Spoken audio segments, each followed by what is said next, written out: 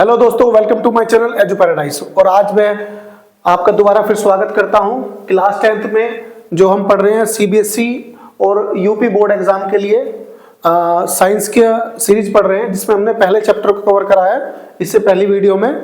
और आज हम पहले चैप्टर के प्रैक्टिस क्वेश्चन करने वाले हैं, जिसमें आपको एग्जाम में देखने के लिए सारे क्वेश्चन मिलेंगे। तो चलिए स्टार्ट करते हैं। रासायनिक अभिक्रिया और उसके प्रकार में पहला क्वेश्चन स्टार्ट करते हैं प्रैक्टिस सेट का। तो देखिए क्या कहता है पहले क्वेश्चन में, कौन सा कथन असत्य है। ठीक है, आपको ये इक्वेशन दी हुई है, समीकरण दी हुई है और ये 4 ऑप्शन दिए हुए हैं आपको। ठीक है, और इसके बाद बताना इस समीकरण में ये कितने ऑप्शन फॉलो करते हैं। देखिए, अच्छा यहाँ देखिए, ये है हमारा PbO, लेड ऑक्साइड है हमारा ये, और ये है कार्बन।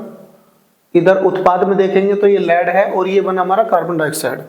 तो अब ध्यान से देखेंगे, मैंने आपको बताया था पिछली वीडियो में, तो इस ये लेड ऑक्साइड है। लेड ऑक्साइड से क्या बन गया, देखिए यहाँ पर ये लेड बन गया।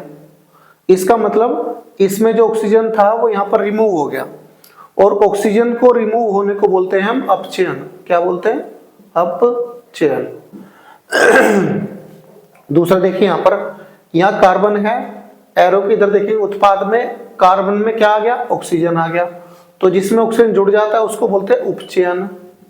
उपचयन, ठीक है, इधर से इधर उपचयन हो रहा है। ठीक है, अब ध्यान से देखिए, पहला क्वेश्चन देखते हैं कि सीसा अपचयित हो रहा है। सीसा मतलब लेड। देखिए ये लेड ऑक्साइड है, ये लेड है, तो सीसा अपचयित हो रहा है इधर से, मतलब इधर से इधर। अपचयित होने का मतलब है ऑक्सीजन का ह्रास होना। तो लेड से इधर देखेंगे, लेड से लेड ऑक्सीजन बन रही है, तो पहला ऑप्शन तो गलत हो जाएगा हमारा। ठीक है, उसके बाद देखिए दूसरा कार्बन डाइऑक्साइड। ये कार्बन डाइऑक्साइड है हमारी, ये उपचयित हो रहा है, मतलब कार्बन डाइऑक्साइड उपचयित हो रही है। उपचयित का मतलब होता है ऑक्सीजन का जुड़ना, लेकिन कार्बन डाइऑक्साइड में क्या हुआ, इधर कार्बन बन गया, तो ये क्या हुआ, ये ह्रास हुआ ऑक्सीजन का। तो ह्रास होने को बोलते हैं अपचयन, तो ये भी गलत हो जाएगा हमारा। इसके बाद देखिए कार्बन उपचयित हो रहा है। कार्बन ये वाला है, और ये उपचयित होने का मतलब है ऑक्सीजन का जुड़ना। तो क्या कार्बन में इधर ऑक्सीजन जुड़ गई तो उपचयित हो गया, तो इसका मतलब ये सही है हमारा। ठीक, आगे देखेंगे लेड ऑक्साइड। लेड ऑक्साइड हमारा ये है, देखो PbO, इसको बोलते हैं लेड ऑक्साइड। ये अपचयित हो रहा है।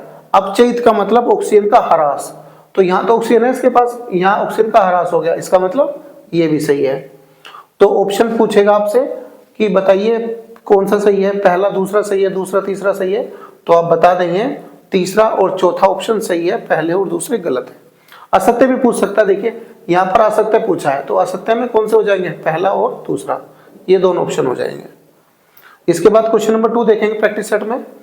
तो Fe2O3 फेरस ऑक्साइड, ये एल्यूमिनियम है, यहाँ एल्यूमिनियम ऑक्साइड बना और आयरन अलग हो गया। देखिए यहाँ पर क्या शो कर रहा है, देखिए एल्यूमिनियम पहले अकेला था, यहाँ पर इधर उत्पाद में क्या बना, एल्यूमिनियम के साथ ऑक्साइड जुड़ गया, यानी आयरन के साथ ऑक्साइड था, तो आयरन से ऑक्साइड तो रिमूव हो गया, मतलब आयरन अकेला हो गया। यहाँ पर इसने ऑक्साइड को एल्यूमिनियम को दे दिया, या इसने इसको विस्थापित कर दिया, आयरन को हटा दिया और ऑक्साइड को अपने साथ जोड़ लिया। तो इस इक्वेशन को बोलेंगे हम विस्थापन अभिक्रिया। क्या बोलेंगे? विस्थापन अभिक्रिया। ठीक है, तो क्वेश्चन नंबर 3 देखते हैं। चलिए क्वेश्चन नंबर 3 देखते हैं। उसने कहा कि BaCl2 barium chloride plus H2SO4 sulphuric अम्ल से क्या बना, बैरियम सल्फेट बना और 2HCl हाइड्रोक्लोरिक अम्ल बना। देखिए उसने कहा है किस प्रकार की अभिक्रिया है। देखिए आपको पेपर में ऑप्शन दिए जाएंगे, लेकिन मैं आपको ऑप्शन नहीं दे रहा हूं, क्योंकि बोर्ड में थोड़ी सी लिखने में ज्यादा लगेगा फिर, तो इसलिए देखते हैं। देखिए BaCl2, यहाँ पर देखिए Ba है और इधर Ba है, इधर Ba के पास Cl2 नहीं है, इधर Ba के पास SO4 आ गया। इसका मतलब Ba ने H2 को विस्थापित कर दिया और SO4 को अपने साथ ऐड कर लिया, तो ये विस्थापन हो गया। मतलब Ba ने H2 को विस्थापित कर दिया और SO4 को अपने साथ ऐड कर लिया, तो ये BaSO4 बन गया। अब दूसरा देखिए यहाँ पर कि जो H2 है, देखिए H2 और Cl2, तो क्या बन गया हमारा 2H2 हो गए, 2 Cl2 हो गए, तो हमारा बन गया 2HCl। ठीक है, तो इसने एक दूसरे को विस्थापित करा, इसने इसको विस्थापित करा, इसने इसको विस्थापित करा, तो इसको बोलेंगे द्विविस्थापन अभिक्रिया, द्विविस्थापन अभिक्रिया। तो अगला क्वेश्चन देखते हैं, अपचयन। मैंने आपको बताए थे, पिछली वीडियो में बताया था मैंने आपको कि अपचयन और उपचयन क्या है। देखिए, अपचयन का मतलब होता है ऑक्सीजन का ह्रास होना, O2 का ह्रास। देखिए, जैसे आप देखेंगे ए जो, अगर ये पे च या ना इसके पहले ए लगा है, तो ए जो होता है वो नेगेटिव को शो करता है, और नेगेटिव को शो करेगा तो यानी ऑक्सीजन की कमी हो गई, और ऑक्सीजन की कमी होगी तो हाइड्रोजन का वृद्धि होगी, हाइड्रोजन की वृद्धि। ठीक है, अगर ऑक्सीजन की कमी है तो हाइड्रोजन की वृद्धि होगी, और उपचयन में इसका उल्टा होगा, उपचयन में ऑक्सीजन की वृद्धि होती है और हाइड्रोजन का ह्रास होता है। अगला क्वेश्चन देखते हैं, क्वेश्चन नंबर 5। देखिए, उसने आपको ये समीकरण दी हुई है यहां से यहां तक की, है ना, ये ferric chloride water plus Y, ये बना हमारा फेरिक क्लोराइड, H2SO सल्फ्यूरिक अम्ल और HCl। उसने कहा कि वाई की वैल्यू बताओ, रासायनिक अभिक्रिया में वाई का मान बताना आपको। तो वाई का मान बताने के लिए आपको देखना पड़ेगा। देखिए कैसे देखते हैं, देखिए यहाँ पर Fe2 है, कितना है 2, तो यहाँ पर भी Fe2 है, तो ये तो हट गया हमारा, तो Fe तो आएगा नहीं। यहाँ है Cl3, देखिए Cl2 ये रहा और 2 ये रहा, तो 2 2 जा 4 हो गया, Cl4 इधर है और Cl3 2 जा 6, 6Cl इधर है और 4 इधर है, और देखो Cl2 ये रहा हमारा, तो 6Cl इधर हो गए, 6Cl इधर हो गए, तो Cl में से भी कोई नहीं आएगा। आगे देखो, यहाँ पर है हमारा H2O। देखिए, अगर आप ध्यान से देखेंगे, इधर हमारा SO4 है, ध्यान से देखो SO4, H2 है, देखो ध्यान से, 2H ये रहा, 2H ये रहा, 4H हो गया हमारा, तो 2 दूनी 4, तो H भी नहीं होने वाला। अब O देखो, O कितने है, 2 है, इधर इधर कितने है, O 4 है, तो इधर 2 है, इधर 4 है, इसका मतलब इधर भी 4 होने चाहिए, जितने इधर होंगे उतने ही इधर होंगे, यानी O2 होना चाहिए इधर। ठीक है, अब इधर देखिए S इधर तो है, लेकिन S इधर आपको नहीं दिखाई देगा, तो नहीं होगा तो फिर S आएगा, तो इसका मतलब Y की जगह में सल्फेट भरना पड़ेगा, SO2 फिल करना पड़ेगा, तो Y का मान हो जाएगा SO2। इस तरह आप चेक कर सकते हैं। आगे देखिए क्वेश्चन नंबर 6, चिप्स की थैली में भरी जाने वाली गैस कौन सी है। मैंने आपको बताया था कि खाने को सड़ने से बचाने के लिए चिप्स के पैकेट में या किसी भी खाद्य पदार्थ में, जो तेलीय पदार्थ होते हैं, खाद्य पदार्थ होते हैं, उनमें नाइट्रोजन फिल करी जाती है ताकि हम उनकी वैलिडिटी को बढ़ा सके। तो चिप्स के पैकेट में जो गैस भरी जाती है वो होती है नाइट्रोजन, जिससे नाइट्रोजन फिल करने से उसकी वैलिडिटी बढ़ जाती है वो। इसके बाद क्वेश्चन नंबर 7 देखते हैं। चलिए क्वेश्चन नंबर 7 देखते हैं, लेड नाइट्रेट का सूत्र बताओ। ये एग्जाम में बहुत बार पूछा गया है।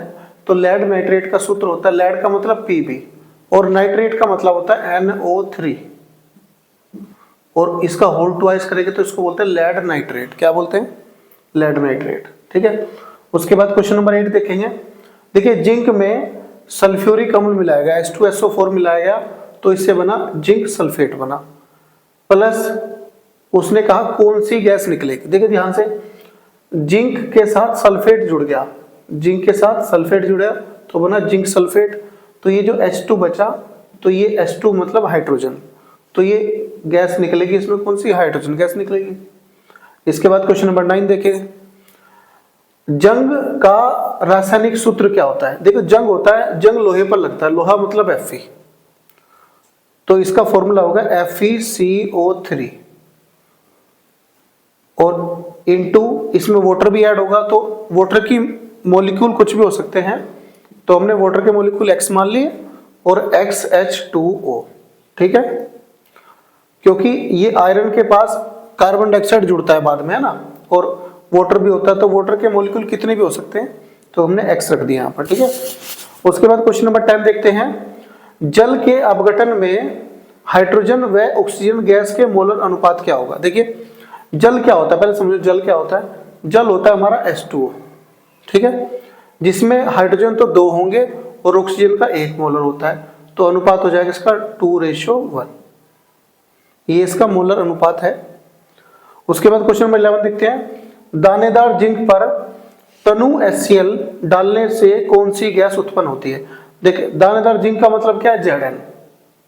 Zn। इसमें हमने क्या डाला? HCl डाला, हाइड्रोक्लोरिक अम्ल डाला। इससे क्या बनेगा? देखिए Zn जो है HCl से रिएक्शन करेगा तो ZnCl बनाएगा, ठीक है। और ZnCl बनाएगा तो इससे जो H बचा तो ये रिमूव हो जाएगा हमारा, और H रिमूव होगा तो इससे हाइड्रोजन गैस निकलेगी, ठीक है। इसके बाद क्वेश्चन नंबर 12 देखते हैं। चलिए क्वेश्चन नंबर 12 देखते हैं। मैग्नीशियम धातु का वायु में जलना एक उदाहरण है। जब मैग्नीशियम धातु को, मैग्नीशियम मेटल को जब हम जलाते हैं तो ये किसका उदाहरण बताया जाता है? देखिए ध्यान से, मैंने आपको दो अभिक्रियाएं बताई थी, एक तो रासायनिक अभिक्रिया, एक भौतिक अभिक्रिया, ठीक है। तो देखिए जब आपने मैग्नीशियम धातु को जलाया तो जलाने के बाद कुछ भी वेस्ट मटेरियल नहीं बचा, और कुछ भी वेस्ट मटेरियल ना बचने का मतलब है कि आप दोबारा जलने के बाद मैग्नीशियम को नहीं बना सकते, और मैग्नीशियम को दोबारा नहीं बना सकते तो इसको बोलेंगे रासायनिक अभिक्रिया। रासायनिक अभिक्रिया।